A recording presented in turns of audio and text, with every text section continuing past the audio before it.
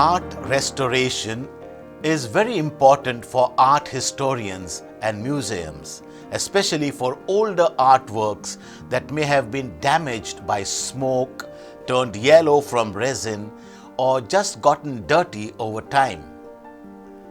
Many paintings from the medieval or Renaissance period look faded and dark because of years of being stored, handled, or because of materials that have collected dust and mold. When restoring a painting, the restorer must be very careful not to harm the original paint or change the image. Their goal is to bring back the painting's original beauty. They must gently wash the paintings with a solution that removes dirt while keeping the original paint, shapes, brush strokes, and canvas intact. The process of restoration is about respecting and honoring what is hidden under the dirt and wear. It shows a commitment to maintaining the painting's true identity. To restore a painting, it first needs to be in a condition that requires restoration. You don't restore a painting that is already bright and perfect. You restore one that has become worn or damaged over time. Only after a painting has been through wear and tear can you truly appreciate the amazing difference between its old, battered state and its restored, beautiful appearance. You could think of this type of restoration as a kind of healing for the artwork, bringing back its beauty, uniqueness, and quality so that it can once again connect with and bring joy to those who see it. Similarly, the restoration of sins through Jesus felt like that to the people he touched with his eyes, voice, or hands. He didn't just fix a surface issue. He healed individuals completely, body, mind, and spirit. In doing this, he did not create something new.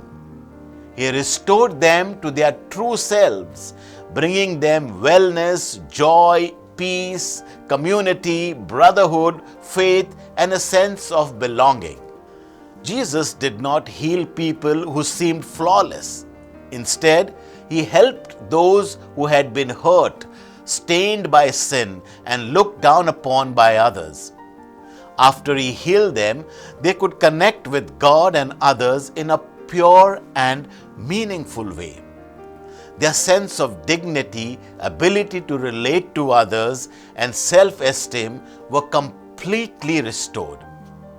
Their healing was like coming back to themselves, God, and other people. Have you ever dealt with a long-term illness where you learn to live with pain or discomfort like arthritis? You might get so used to the stiffness and pain that you don't notice it as much. But then, if a miracle drug suddenly takes that pain away, you feel a rush of energy. You feel alive and refreshed. Without the pain, you feel like a brand new person, ready to take on anything. That must have been the feeling that the lepers had that day when Jesus called them over and then sent them on their way. Then why does only one of them come back? Why does the foreigner return, double back, and return to Jesus to express his heartfelt thanks to God, and the others do not? I like to think of this as a distance problem. We see in this story 10 men, all lepers. Apparently, 9 of them are local Jews. 1 is a Samaritan. Jesus' story today happens in the area between Samaria and Galilee, which is an important detail. This liminal space is where the traditional Jews of Galilee and the rejected outcasts of Samaria meet. All the people affected by leprosy were pushed to the edges of their towns. But once they were healed and restored to their former selves, those who were accepted as proper Jews likely returned to their homes in Galilee. They were now free to reconnect with their communities, reclaim their roles, reunite with their families, and move on with their lives. No longer outcasts, they would readjust and go back to their communities they loved. However, these communities would still reject the Samaritans as impure, not because of leprosy or sin, but because of their identity and how they worship.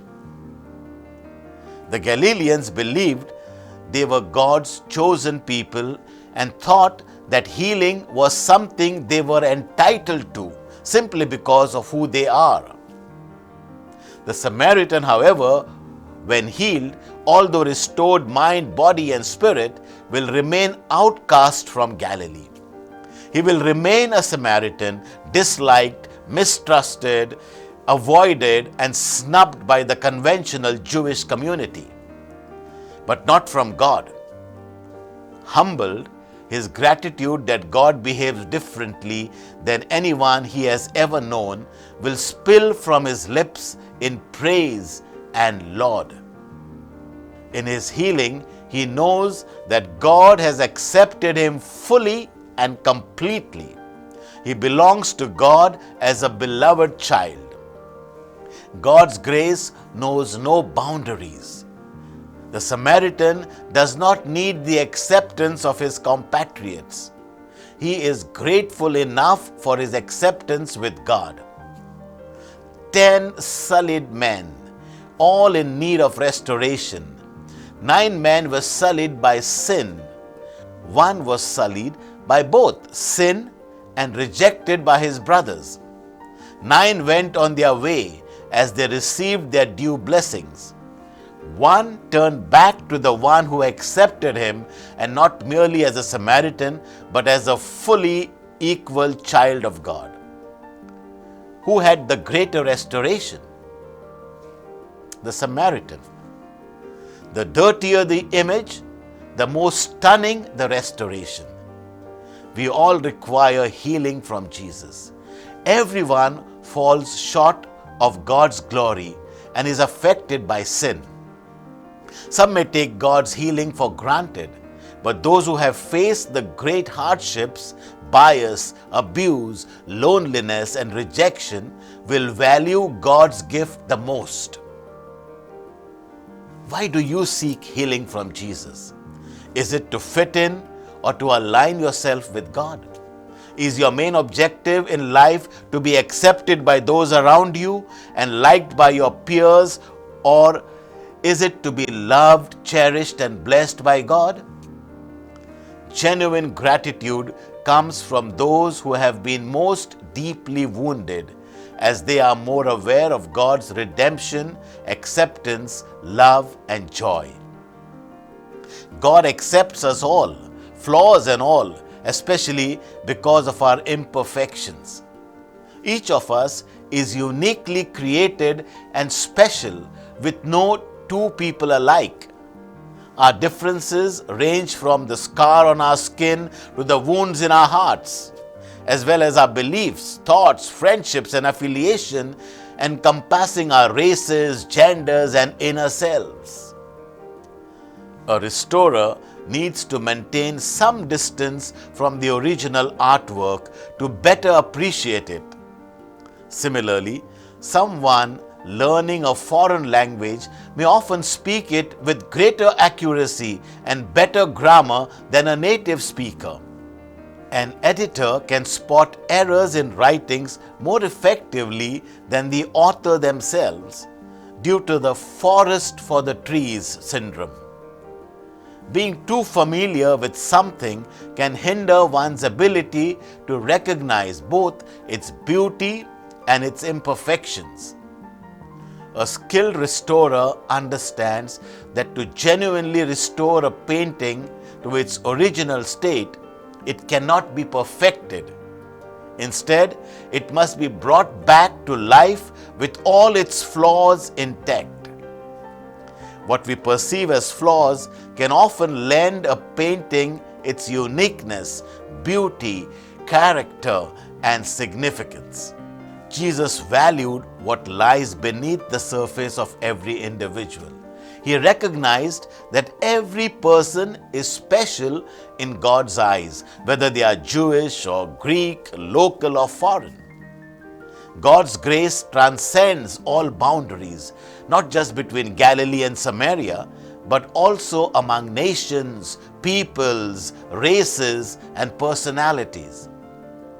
Those who praise God the most are typically those who best understand what it feels like to be unaccepted by others, yet cherished by God. May Jesus Christ be praised.